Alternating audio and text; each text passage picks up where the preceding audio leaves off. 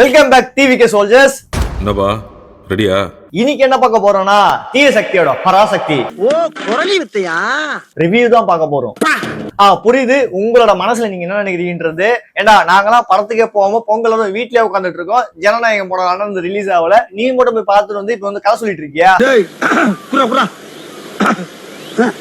நான் எதுக்கு இந்த படம் பார்க்க போனேன்னா, என்ன இருந்தாலும் நம்ம எதிரி எந்த அளவுக்கு பலமா இருந்திருக்காப்புல அப்படின்னு போய் பார்க்கலாமா இல்லையா? ஏன்னா ஜனநாயகன் விஸ் பராசக்தி, பராசக்தி விஸ் ஜனநாயகன் இவ்வளவு நாள் ஓட்டிட்டு இருந்தானுங்க. அப்படி என்ன தானே இந்த பராசக்தியில செஞ்சு வச்சிருக்கான்ற போய் பார்த்தா செஞ்சு வச்சுட்டாங்க. ஓ நீ அப்படி வரியா? சிவகார்த்திகேயனா நம்மளுக்கு என்ன மைண்ட்ல வரும்? ஒரு என்டர்டைன்மெண்டான ஒரு படம், ஒரு காமெடியான ஒரு படம், எல்லாமே இங்க இருக்கும். ஃபேமிலியோட போய் என்ஜாய் பண்ணலாம்யா அப்படின்னு தான் நினைப்போம். ஆனா இந்த படத்துல என்டர்டைன்மெண்ட் கிடையாது, காமெடி கிடையாது, சாங்ஸ் அது இருக்குமா? அதுவும் இல்ல. ஏதோ ஒரு சாங் மட்டும் நல்லா இருக்கு. உனக்கு உண்மை தெரிஞ்சு போச்சு, உன்னை விடக்கூடாது, இன்னொரு பாயாசத்தை போட்டுற வேண்டியது. சரி பிஜிஎம் அது ஓகே. இதை தாண்டி இந்த படத்துல கதைன்னு ஒண்ணு நல்லா இருக்கு, இல்ல நல்லா இருக்கு, ஆனா அத வந்து கரெக்டான விதமா நம்மளுக்கு சொல்லலையா? அதுதான் எங்க பிரச்சனையா இருக்கு. நானும் எவ்வளவு நேரம் தான் தூங்காமலே இருக்கிறது. சரி ஃபர்ஸ்ட் ஹாஃப் தான் அப்படி போதேன்னு பார்த்தா செகண்ட் ஹாஃப்ல ஐயோ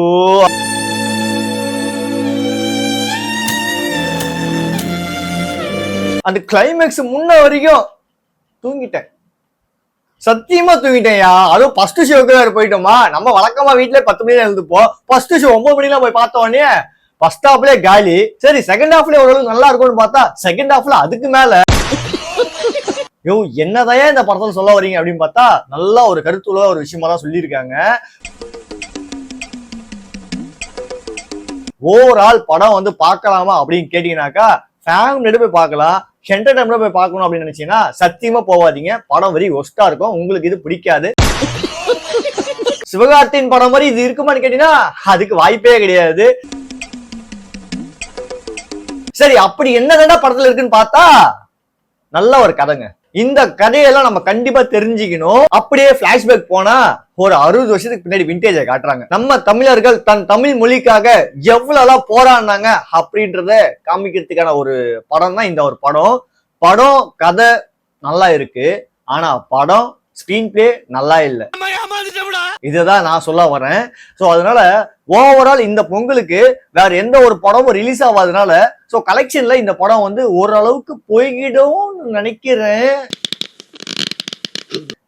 போயிடும்ல, பாப்போம். ஏன்னா இன்னும் 5 நாள் லீவ் இருக்குல்ல, அதனால வாய்ப்பு இருக்கு.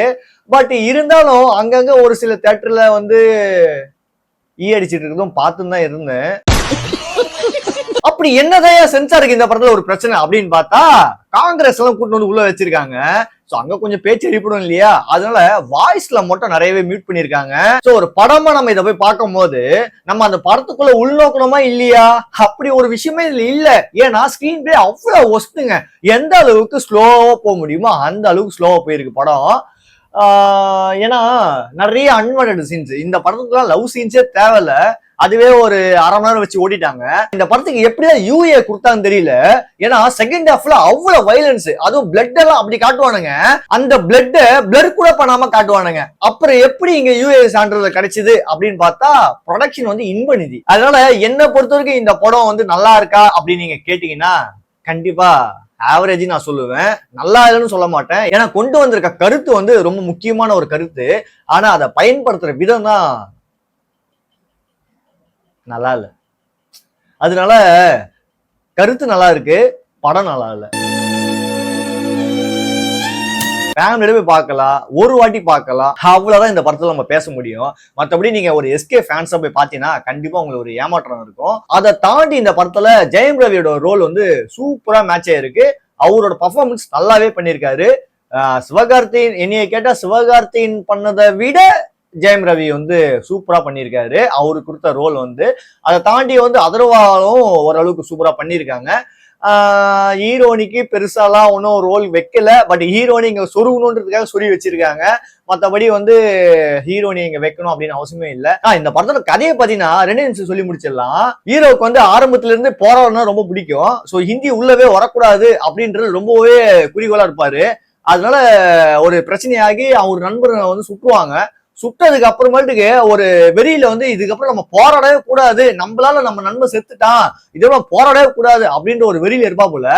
அப்புறம் ஒரு ஃபயர் அவரோ இருப்பாருங்க இன்ட்ரோலுக்கு முன்னாடி, ஏய் நான் வரேன்டா உனக்கு, ஏடா எனக்கே விபத்து அடிக்கிறீங்களா, நான் ரிவெஞ்சா வரேன்டா உங்களுக்கு அப்படின்ட்டு ஒரு பாயிண்ட் ஆஃப் வியூ எடுப்பாரு. அதுக்கான ரிவெஞ்சுக்கான காரணம் என்ன பாத்தீங்கன்னாக்கா, இவர் ஒரு இன்டர்வியூ போவாரு. அந்த இன்டர்வியூல இங்க வந்து ஹிந்தி நல்லா தெரியணும், தெரிஞ்சா மட்டும் தான் உங்களை அந்த வேலைக்கு நாங்க எடுத்துப்போம் அப்படின்னு சொல்லிட்டு தலைவனை வந்து கொஞ்சம் சூடாக்கி விட்டுருவாங்க. இதுக்காகவே தலைவன் வந்து ஒரு 6 மாசமா ஹீரோனி கிட்ட வந்து ஹிந்தியை கத்துப்பாப்புல. ஏண்டா 6 மாசமா இதுக்காக ஹிந்தி கத்துன்னு வந்தாக்கா நீங்க பாட்டு பொசுங்க ரிஜெக்ட் பண்றீங்க அப்படின்னு தலைவன் கொஞ்சம் எமோஷனலா ஃபீல் பண்ணுவாப்புல. நீ ஃபீல் தான் பண்ணல, பிரியாணி தான் பண்ணு அப்படின்ற மாதிரி நம்ம ஆளுங்க, டேய் இங்க இருக்காத, இங்க வந்து நாங்க ஹிந்திக்காரன் தான் சேர்த்துப்போம், நீ எல்லாம் தமிழ ஓடிப்போ அப்படின்னு சொல்லி தெரிஞ்சு விட்டுருவானுங்க. அங்க இருந்து சோகமா வெளியே வந்தவனே ஒருத்தர் அப்பதான் அவர் கண்ணு முன்னாடியே பாப்புல. இத பார்த்த உடனே நம்ம ஆளுக்கு ஐயோ ஐயோ இதுக்கப்புறம் நம்ம சும்மா இருக்கவே கூடாது அப்படின்னு சொல்லிட்டு திரும்பி ஒரு ரிவெஞ்ச் எடுப்பா போல. அதுக்கப்புறமேட்டுக்கு அந்த ரிவெஞ்ச்ல இருந்து திரும்பியும் கம்பேக் கொடுத்து தலைவன் வந்து திரும்பியும் வந்து பாத்தீங்கன்னாக்கா ஹிந்தி திணிப்புக்கு எதிராக வந்து போராட போல. இதுதான் கதை. சோ இந்த கதையில வந்து இவங்க முடிச்சாங்களா இல்லையா அப்படின்றதான் கிளைமேக்ஸ் ட்விஸ்ட். ஸோ கிளைமேக்ஸ்ல ஓரளவுக்கு கொஞ்சம் நல்லா இருக்கும். அந்த ட்ரெயினோட ஃபைட்டு கொஞ்சம் கூஸ் பம்ப்ஸ் சீன்ஸ் எல்லாம் இருக்கும். இந்த படத்துல ஒரு முக்கியமான ஒரு கேரக்டர் காமிச்சிருப்பாங்க. அதாவது அந்த காலத்துல 1965ல இருந்த முதலமைச்சரோட கேரக்டர் காமிச்சிருப்பாங்க. ஆனா அந்த கேரக்டர் எனக்கு பார்க்கும்போது இப்போ 2021 முதலமைச்சரா இருந்து இப்ப கரண்ட்ல இருக்காங்க இல்லையா, சோ அந்த முதலமைச்சர் நாம தான் எங்க மைண்ட் செட்ல வந்தது. ஏன்னா ஒரு சில விஷயத்தெல்லாம் நம்ம வந்து பார்க்கும் போது அப்படியே தாங்க தெரியும். அதனால இந்த படத்தை வீட்டுல ஓடிடி எல்லாம் பாக்குறது என்ன கேட்டா ஓகே தான் நான் சொல்லுவேன். ஏன்னா அங்க போய் 200 ரூபாய் டிக்கெட்டு அப்புறம் பாப்கார்னு அது இதுன்னு போய் பாத்தீங்கன்னா ஒரு ஆளுக்கு 300 ரூபாய் 400 செலவாகும். அது ஃபேமிலியோட சேர்த்து போனீங்கன்னாக்கா ஒரு 4000 ரூபாய் 5000 ரூபாய் செலவாகும். இந்த பொங்கலுக்கு வர உங்களுக்கு உயிர் எடுத்துருவாங்க தேட்டர் கூட்டணும்னு. அந்த 4000 ரூபாய் 5000 ரூபாய் கொடுத்து இந்த படத்தை போய் பார்க்கணும் அப்படின்னு நீங்க நினைச்சீங்கன்னாக்கா உங்க காசு வேஸ்ட்னு தான் நான் சொல்லுவேன். இருக்கிற மேட்டர் நான் சொல்லிட்டேன். நம்ம எப்பவுமே ஆனஸ்டா இருக்கணும், ஆனஸ்ட் ரிவ்யூ தான் கொடுக்கணும் அப்படின்ற ஒரு தாட்ல உங்ககிட்ட கொண்டு சேர்த்துட்டேன். இருங்க இந்த படத்தை இத்தனை நாள் டிலே பண்ணி என்ன பாலிடிக்ஸ் தான் இருக்கோ இந்த படத்துல அப்படின்னு நம்மளுக்கு ஒரு ஹைப்பே கொடுத்துருந்தாங்களே. சுத்தமா பாலிடிக்ஸான படமும் கிடையாது, இந்த படத்துல ஒரு பாலிடிக்ஸும் கிடையாது. அதனால பாலிடிக்ஸ் தான் படம் தான் பாலிடிக்ஸா அப்படின்னு நீங்க நினைச்சீங்கன்னா சத்தியமா ரெண்டுமே கிடையாது. இது வந்து ஒரு போரிங் ஃபேமிலியான ஒரு படம். ஜாலியா போய் என்ஜாய் பண்ணிட்டு, ஜாலியாலாம் கிடையாது, என்ஜாயும் கிடையாது, பார்த்துட்டு வரலாம். ஓகே.